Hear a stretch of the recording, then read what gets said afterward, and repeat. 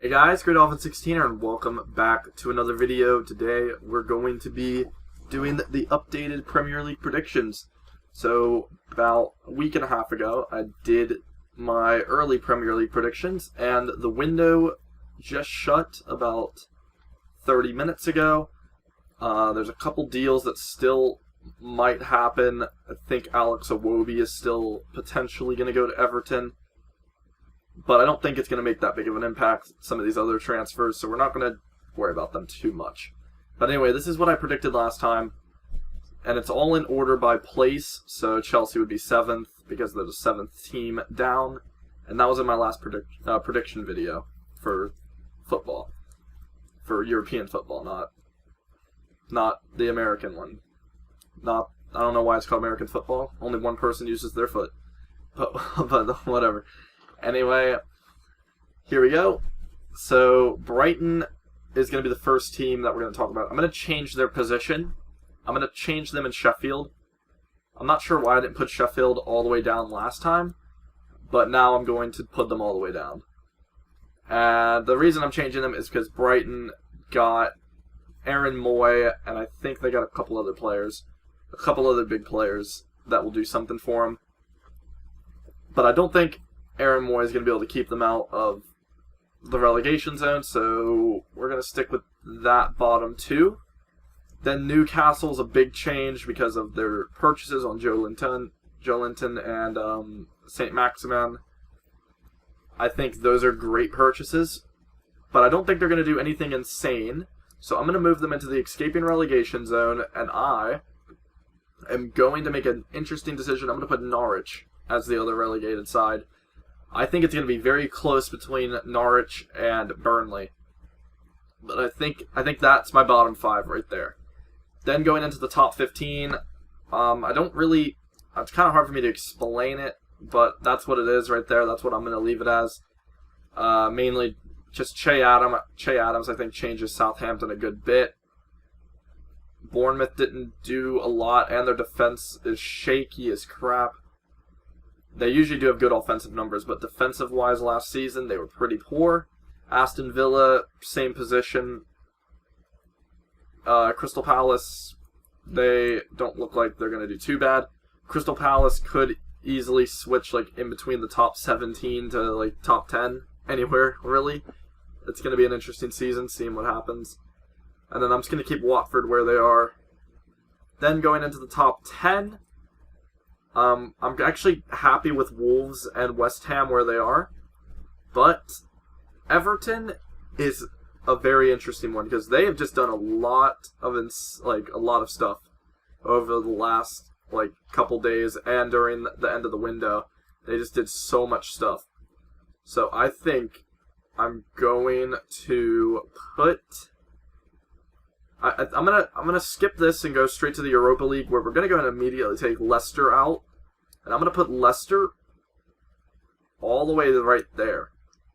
So now the hard part is deciding between Chelsea and Everton, which one of them is gonna get this spot right there. And I know this sounds a little bit strange, but I'm gonna put Everton in there. Main reason.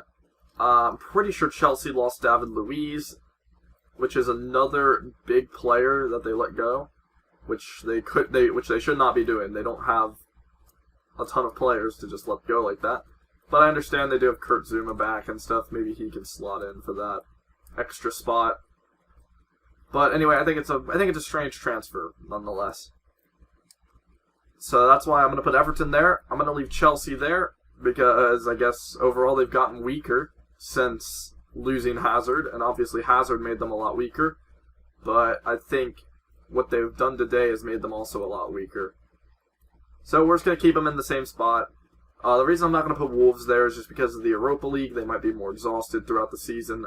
So I think Wolves and West Ham could change. I think Leicester are going to get 10th.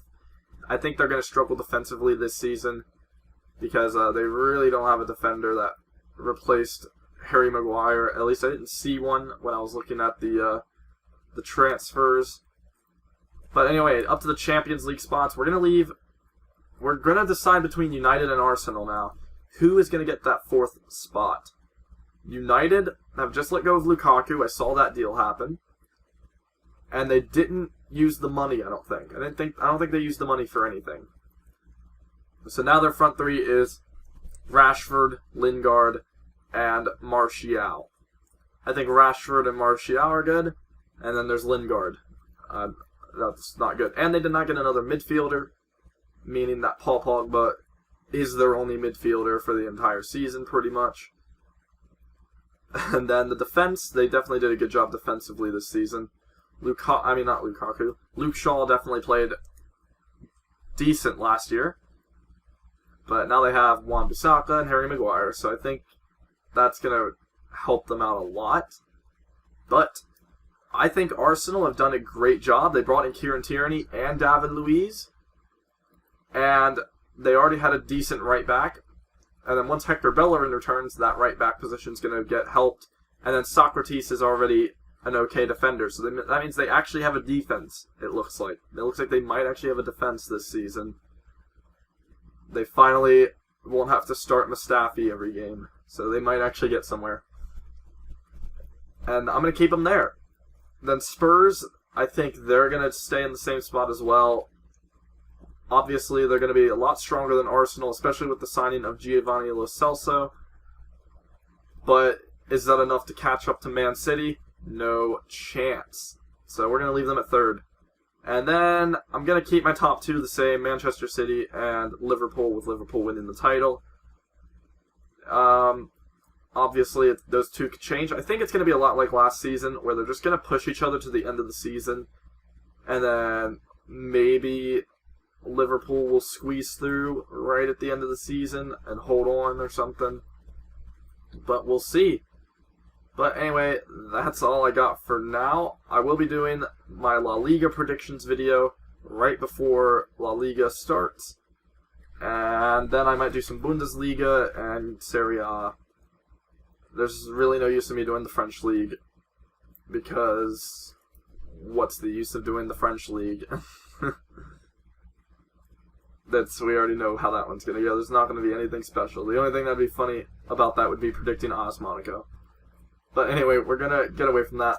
Anyway, we didn't do a lot of changing in this video with the teams, but I feel like this is what it's going to be.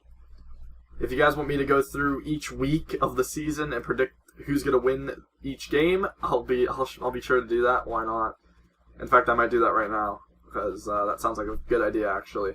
Anyway, thank you all for watching. I'll see you guys later. Take care, peace out, and bye-bye.